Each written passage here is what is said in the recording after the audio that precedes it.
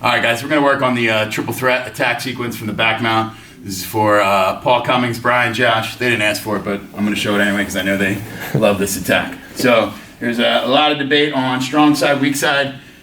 People say different things. I still think the weak side is better. I like to attack from the weak side. So weak side, of course, is when I'm under his armpit. I'm going to bring my body and his body in this direction. And I have a seatbelt. I must keep my head in the way of his. If his head can get to the mat, that's going to be an easy escape for Tom here. So I tuck my head in. I'm going to change my leg position, which is going to help me trap his arms, make it harder for him to escape, and make my other attacks easier. So foot goes on the hip. I'm going to scoot back a little bit, and I'm going to bring this body, this leg up across his body as much as I can. All right? Now from here, I have to start isolating his arm. So the first thing I do is I get a one-on-one control right at the knuckles over here. Easy way to trap this arm. It doesn't always work, but it's a good thing to try. I go in for the choke.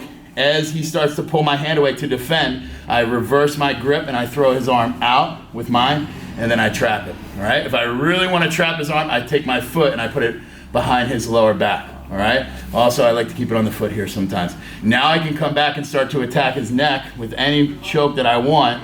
Bow and arrow, as we saw in some of the other footage. I'd come in for the one arm rear naked. Any of the other gi chokes as well also work. I like to control the hands the whole time. All right? Now, sometimes when you trap this arm, here's where the other attacks are going to come into play. He scoots his body down low. And especially if you don't have a gi, okay, and even sometimes if you do, the choke can be difficult to acquire. All right? So now, look, I can't even get my hand in on his neck, and I'm in kind of a poor spot for attacking a choke. So I'm going to switch to the arm lock. I'm going to hug his elbow and push his head away. And then my left leg is going to replace my left hand. And then, of course, I get my legs in position, hold the wrist, make sure the thumbs up, knees together, hips up, finish. All right? Sometimes, though, I train with partners that know the sequence just as well as I do. And as he scoots down and he knows I want to go for the arm lock, maybe I start hugging, he traps my ankle. So now what happens here is I have no choke, and I also have no arm lock because I can't get my left leg over his head. So the first thing I'm going to do here is I'm going to cross my feet. All right? Remember, bottom over top. If I cross this way, there's a gap. If he recovers arm position, I lose pretty much everything from triple threat. So bottom over top, cross.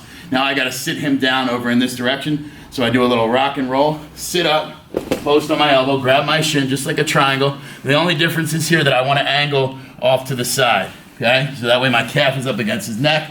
Lock it up, hide that foot, squeeze. Take this off for a second. Sometimes you can drive the arm down across the neck to make that triangle a little bit tighter, but it's an all-around miserable position, and you have the arm lock as well.